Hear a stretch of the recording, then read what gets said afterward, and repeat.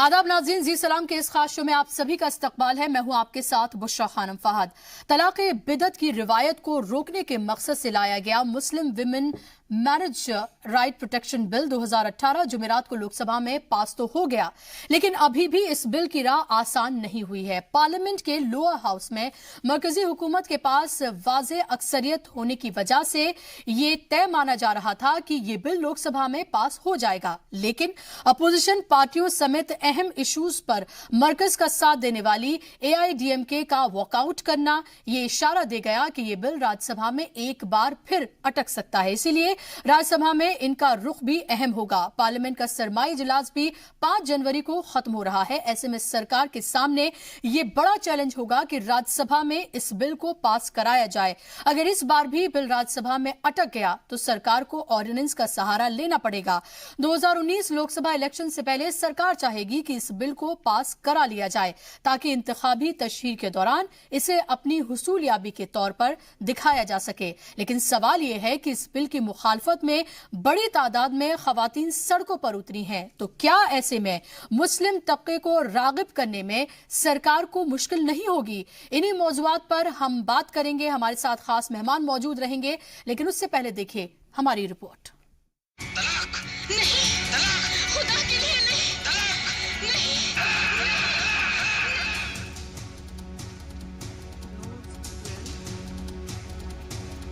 तकरीबन 5 घंटे चली चर्चा के बाद 3 तलाक का तरमीमी बिल लोकसभा से पास हो गया।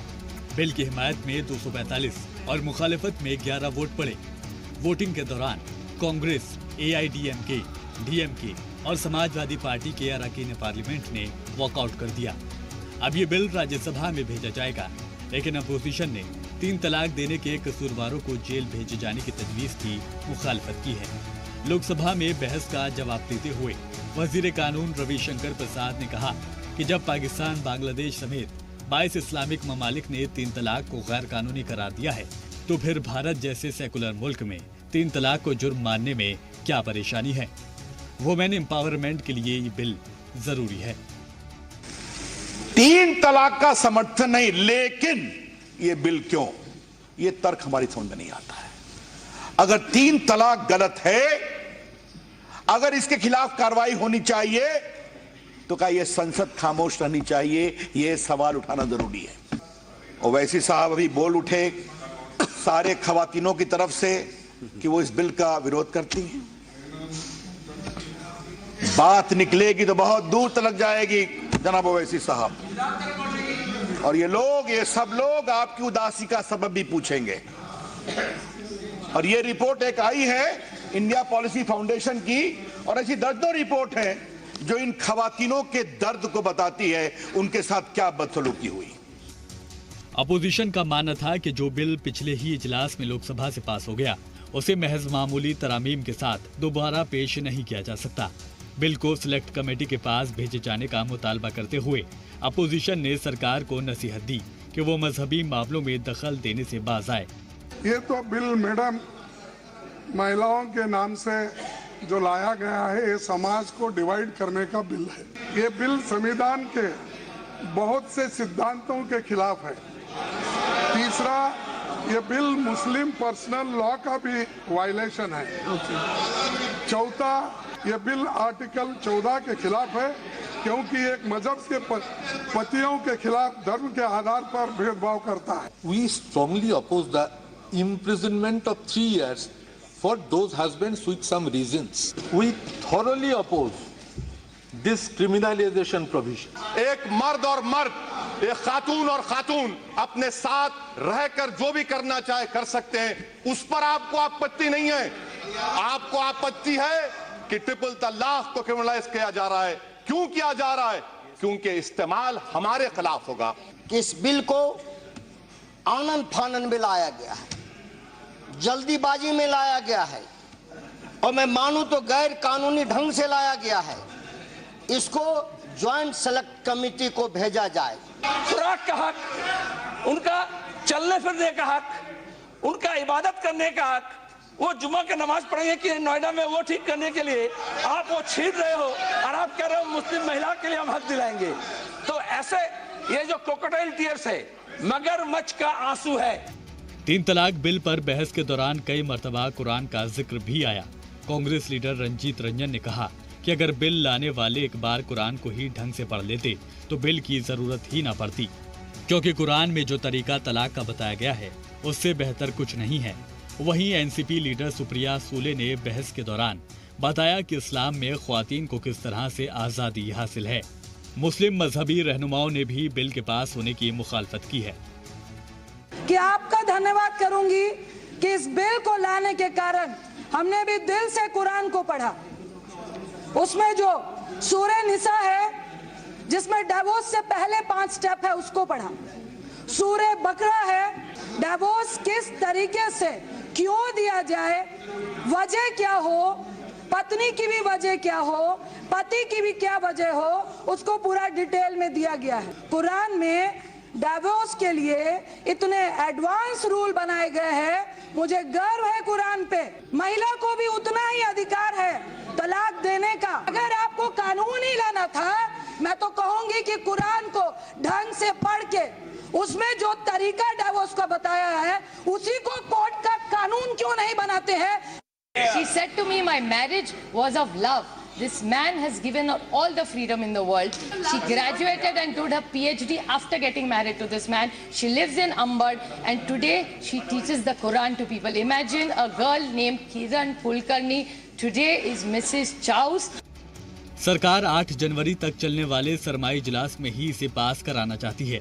इसी साल सितंबर में 3 तलाक पर ऑर्डिनेंस जारी किया गया था। इससे पहले अवान में कांग्रेस के लीडर मल्लिकार्जुन खड़गे ने बिल को ज्वाइंट सिलेक्ट कमेटी के पास भेजने की मांग की। राज्यसभा में फिलहाल एनडीए के पास 86 अराकाइन हैं, जिसमें बीजेपी के 73, जेडीयू के 6, शिवसेना के 3, अकाली दल के 3 और आरपीआई का 1 एमपी है। वहीं अपोजिशन की बात करें तो कांग्रेस के 50, समाजवादी पार्टी के 13, टीएमसी के 13, सीपीएम के 5, एनसीपी के 4, बीएसपी के 4, सीपीआई के 2 और पीडीपी के 2 एमपी शामिल हैं। इस तरह अपोजिशन के पास 97 अराकाइन हैं। अब सरकार के सामने ये सवाल खड़ा हो गया है कि अपर हाउस में एआईएडीएमके का क्या रुख रहेगा। ब्यूरो रिपोर्ट, जी मीडिया।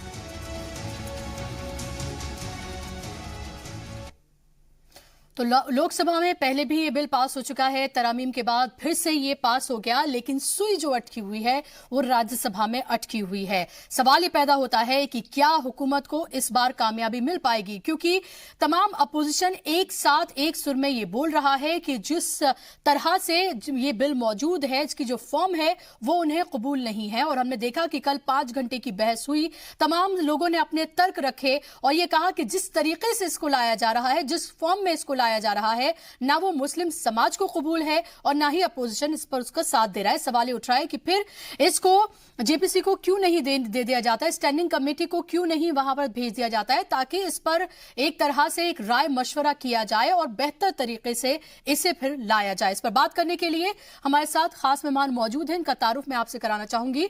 मेरे साथ मौजूद हैं पटना से डॉक्टर मेजबी नाज, जो कि all India Muslim personal law board Bihar की कोऑर्डिनेटर है, पटना स्टूडियो से मेरे साथ जुड़ गई हैं।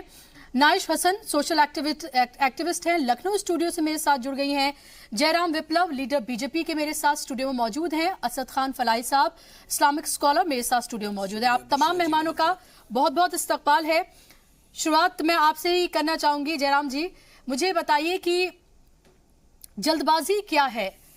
अगर अपोजिशन इस तरह से आपके ऊपर हमलावर हो रहा है या अपोजिशन अपने वाजिब सवाल आपके सामने उठा रहा है, मुस्लिम तंजीमें जो हैं वो लगातार आपसे राब्ता करने की कोशिश कर रही हैं, अपनी बात रख रही हैं अलग अलग तरीके से, मुस्लिम खवातीन जो हैं वो सड़कों पर आकर उन्होंने बताया कि उनके क्या क्या एतराजात हैं, तो जिनके लिए आप बिल ला रहे हैं, अगर उन्हीं को एतराज है तो फिर इस बिल का फायदा क्या है?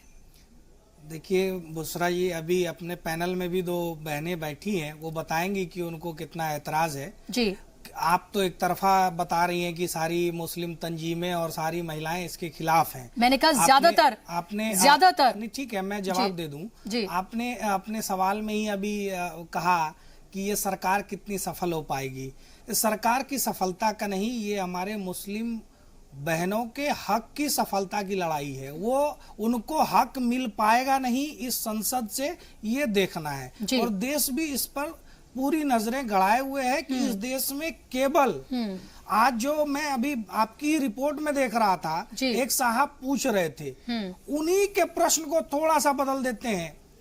प्रश्न वो पूछ रहे थे कि क्या पुरुषों को केवल एक धर्म विशेष का होने के कारण दबाया जाएगा, जबकि ये सवाल ट्रिपल तलाक का सवाल ही उल्टा है कि क्या केवल मुस्लिम बहनों को एक खास मजहब का होने के कारण उनको इतनी पीड़ा में छोड़ दिया जाए। जयराम जी, मैं ये सोचती हूँ कि आप इस तरह की बातें जब आप करते हैं तो क्या आप ये नहीं सोचते कि सिर्फ एक ट्रिपल तलाक खत्म कर देने से क्या मुस्लिम खवातीन की तमाम परेशानियां दूर हो जाएंगी, वो माशी तौर पर बेदार हो जाएंगी, तालीम याफ्ता हो जाएंगी, उनको जॉब मिल जाएगी, वो बराबरी से खड़ी हो जाएंगी, तो वो तमाम चीजें हो जाएंगी।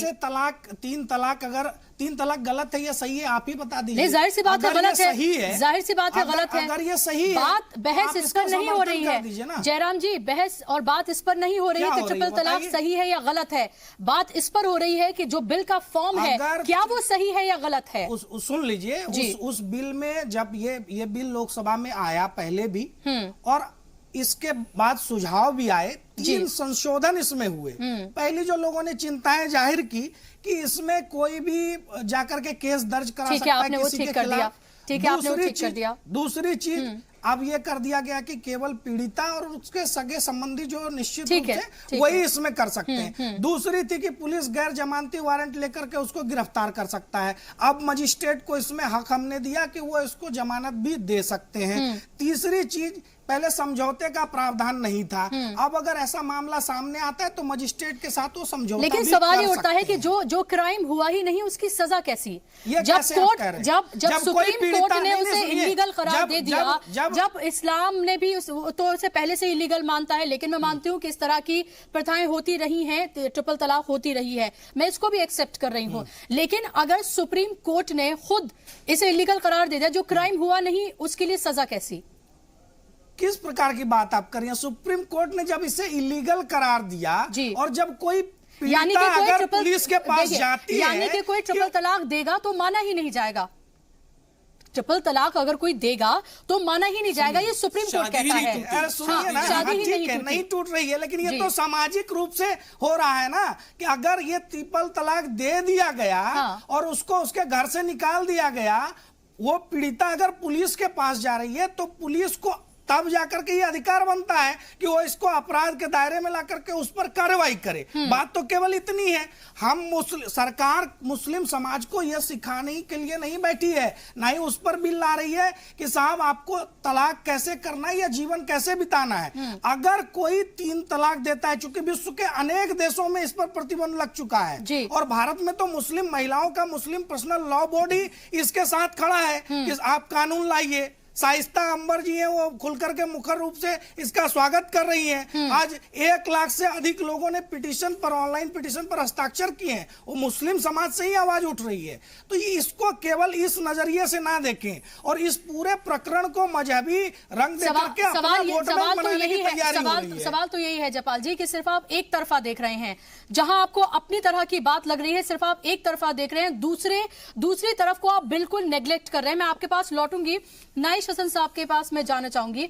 नाइश साहिबा, आप लगातार इस बिल को सपोर्ट करती रही हैं, लेकिन मेरा सवाल आपसे यह है कि क्या जिस मौजूदा फॉर्म में ये मौजूद है, क्या आप उसको उसी तरह से एक्सेप्ट करती हैं? आपको लगता है ये 100% ठीक है?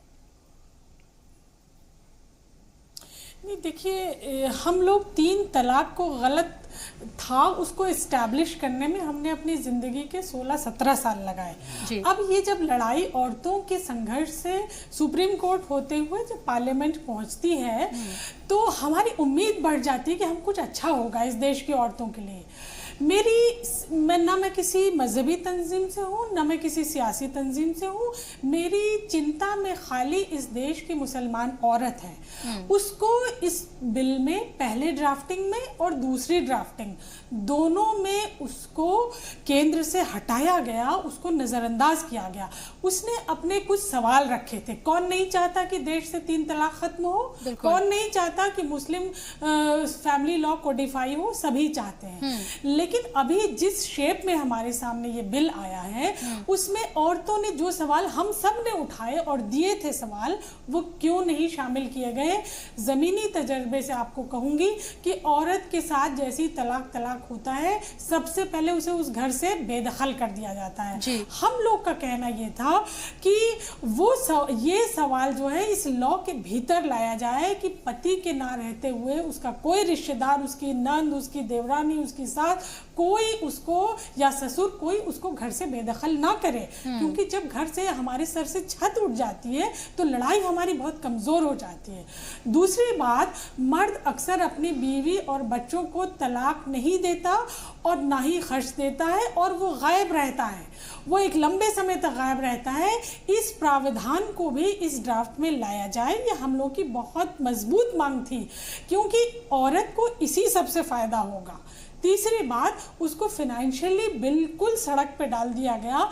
क्या हम, ऐसा तो होता नहीं हिंदुस्तान में एक साथ 2 लाख 5 लाख तलाक हुए चले जा रहे हैं। जो भी ऐसे मामले आते, पीड़िताओं को क्या कोई फौरी राहत फाइनेंशियल दी जा सकती थी कि नहीं। सच्चर कमेटी रिपोर्ट बताती है कि हमारे देश एक गरीब मुसलमानों का देश में बहुत गरीब मुसलमान है, वो रिपोर्ट साबित करती है। आपने 3 साल की सजा कर दी। 3 साल की सजा करने से परिवार, चाहे भले ही उसमें काउंसलिंग है, भले ही उसको बेल मिल जाएगी, लेकिन इसमें परिवार खत्म होने के चांसेस ज्यादा बढ़ गए। देखिए, फैमिली कोर्ट एक्ट आया था 84 में, उसकी डेफिनेशन भी परिवार बचाने की बात करती थी। तो हम लोग ये समझते थे कि औरत के एंगल को इसमें शामिल किया जाएगा और हमने पूरी पैरवी की। तो जिन लोगों ने एक्चुअली जिन लोगों ने ये लड़ाई लड़ी, जिन लोगों का ये पूरा मिशन था, जिन्होंने सालों साल लड़ाई लड़ी, उनमें से नाइश हसन साहिबा भी एक हैं, उन्हीं लोगों से राय मशवरा नहीं किया गया। ये भी एक बहुत बड़ा एतराज है। मेरे साथ मेजबी नाज साहिबा भी जुड़ गई हैं, उनसे भी मैं बात करना चाहूंगी। मैं आपसे जानना चाहती हूं, मुझे बताइए कि all India Muslim personal law board जो है वो लगातार इसकी मुखालफत करता रहा है। मुझे बताइए कि अगर आप लोगों ने सही वक्त पर सही तरीके से कदम उठाए होते, समाज में जाकर औरतों को, मर्दों को बेदार किया होता, तो शायद हुकूमत को मदाखलत करने की जरूरत ही ना पड़ती। जी, ऐसा है कि हमारा जो ये काउंसलिंग वाला जो था वो हमारा बहुत पहले से चल रहा था और बहुत सारी जागरूकता पहले से आ चुकी है। और दूसरी बात है कि 2,80,00,000 महिलाओं ने सिग्नेचर करके अपना phone number, voter ID card दे करके कहा कि आप ये बिल मत लाएं, हम इस बिल के खिलाफ हैं, हमारे शरीयत में हम खुश हैं, तलाक हमारे लिए कोई जलील करने वाली चीज़ नहीं है, तलाक हमारी आज़ादी है। अगर कोई मुझे पसंद नहीं करता है तो हम उसके साथ रहना भी पसंद नहीं करेंगे। और शादी जो है हमारे धर्म में वो जन्म जन्मांतर का बंधन नहीं है। शादी हमारे धर्म में जो है कॉन्ट्रैक्ट है। नहीं, वो तो चलिए, वो सारी बातें ठीक है। मैं भी साहिबा, मेरा आपसे सवाल ये नहीं है, नहीं, मेरा सवाल आपसे ये नहीं है। मेरा सवाल आपसे ये है कि जब हुकूमत ने ये कहा कि वो ट्रिपल तलाक बिल लेकर आ रही है, उसके बाद ही आप लोगों की नींद क्यों खुली? तभी आप लोग क्यों जागे? तब आप लोगों को ये लगा कि शायद जो चीज हमारे पास थी वो हमसे कहीं छिन ना जाए, इसीलिए आप लोग भी सड़कों पर आए और आपने इस तरह की बातें की। पहले से अगर आपने समाज को बेदार किया होता, मर्दों को ये बताया होता कि अगर तुम इस तरह से तलाक दोगे तो समाज से तुम्हें निकाल दिया जाएगा, तुम्हारी कोई दूसरी शादी नहीं होगी, अगर इस तरह से कहा जाता तो शायद ये जरूरत ही ना पड़ती। बिल्कुल जायज सवाल। देखिए, ये जो सवाल आपका है कि हम लोग पहले से जागरूक नहीं हुए थे, तो देखिए हम लोग पहले से ही जागरूक हैं, बस आपको दिखता नहीं था। अब चूंकि ये इतना कैसी बातें कर रही हैं आप? अब आपने दिखाने की कोशिश की तो हमें दिख रहा है। अब आपने दिखाने की कोशिश की तो हमें दिख रहा है। दिख रहा है। हाँ, अब आपने दिखाने की कोशिश की, हमें दिख रहा है। पहले तो हमने आंखों पे पर्दा तो नहीं डाला हुआ था। और पहले कितना केस आया था ये बताइए। अभी तो बहुत सारी झूठी अफवाहें हैं, झूठा फोटो है, पता नहीं वो। देखिए, आप एक ऐसे मजहब से ताल्लुक रखती हैं और मैं भी एक ऐसे मजहब से ताल्लुक रखती हूँ। मैं जबी साहिबा, मेरा नाम भी बुशरा है, मैं भी एक ऐसे मजहब से ताल्लुक रखती हूँ, आप भी एक ऐसे मजहब से ताल्लुक रखती है जहाँ पर जुल्म अगर एक के साथ भी हो तो वो जुल्म ही कहलाया जाएगा, वो जुल्म ही कहलाया जाएगा। ठीक है, तो हम आप एक ऐसे मजहब से ताल्लुक रखती है जहाँ पर एक के साथ भी जुल्म बर्दाश्त नहीं होगा। अगर जी सुनिए मेरी बुशरा जी, अगर मेरी बात आप सुनना चाहती हैं तो आप एज अ मुस्लिम बताइए कौन सी औरतें आरती उतारती नहीं, हैं? मैं यहाँ पर मैं एक जर्नलिस्ट के तौर पर हूँ यहाँ पर। आपने देखा ना जी जी एक जर्नलिस्ट के तौर पे है, बट आपका नॉलेज तो है ना कि मुस्लिम औरतें कभी आरती नहीं उतारती है, निकाब में कभी नाचती नहीं है, झूमती नहीं है। दुनिया की हर औरतों को तलाक नहीं मिल रहा है, दुनिया की हर औरतों को एजुकेशन नहीं मिल रहा है। सच्चर कमेटी की रिपोर्ट क्यों लाई गई थी? लाई सिर्फ इसलिए गई थी ताकि मुस्लिम कौम को जैसे और दूसरी कौम के लोग हैं उस कगार पे लाके रखा जाए। जी उसमें यही तो मेरा एतराज है, यही तो मेरा एतराज है आप लोगों के साथ। ट्रिपल तलाक जो कि इतना बड़ा मसला नहीं है, उसमें हजारों की तादाद में खवातीन जो हैं वो पूरे मुल्क में नजर आती हैं बुर्खा ओढ़े हुए। वही खवातीन तालीम के मसले पर क्यों नहीं नजर आती हैं? वही खवातीन तालीम के मसले पर क्यों नहीं नजर आती हैं? यही मेरा सवाल है। मैं आपके पास लौटूंगी, मेरे पास वक्त की कमी है। असद खान फलाई साहब बहुत देर से खामोश बैठे हैं। असद खान फलाई साहब, क्या आपको नहीं लगता, ट्रिपल तलाक पर तो मैं बात कर ही रही हूँ, लेकिन आपको ही लगता कि इस तरह की तंजीमें भी जब उनको लगता है कि कहीं उनसे इख्तियार छीना तो नहीं जा रहा, कहीं उनसे इस तरह की चीजें जिन पर उनका हक है कहीं छीना नहीं जाता, तो एक तिलमिलाहट नजर आती है। मेरा एतराज यह है कि जो औरतें इतनी बड़ी तादाद में बाहर नजर आई, क्या वो तालीम के मसले पर नजर नहीं आ सकती थी बाहर? क्योंकि अगर तालीमी तौर पर वो बेदार हो जाएंगी तो शायद अपने हक की आवाज वो खुद उठाएंगी, उन्हें किसी मर्द की जरूरत नहीं पड़ेगी। बहुत बेहतरीन पॉइंट है आपके कि कमियां तो उधर भी रही हैं, जिससे आप इंकार नहीं कर सकती, ना मैं इंकार कर सकता हूं कि कुछ कमियां उनकी भी रही हैं एजुकेट करने में, लोगों को बेदार करने में, उनके अंदर अवेयरनेस लाने में। लेकिन आप अगर देखिए शाइस्ता जी जो बैठी हैं या आपने भी जो पॉइंट्स उठाए उसमें ज्यादा डिफरेंसेस नहीं है तीनों लोग। आपने औरत को तो बिल्कुल बेथकल। एक बात मुझे बताइए, अगर कोई इंसान कुरान के हिसाब से तलाक एहसन देता है अपनी बीवी को, तो वो 3 महीने बाद तो घर से निकल जाएगी ना। इंस्टेंट ट्रिपल तलाक में ये होता है कि वो उसी वक्त उसको निकालता अपने घर से। यानी अभी आज उसने तलाक बोल दिया, अब उसको कहेगा कि आप निकलो अपने घर। अगर तलाक एहसन देता है जो कुरान का तरीका है, जो इस्लाम का तरीका है, वो 3 महीने बाद जाएगी इद्दत पूरी करने के बाद।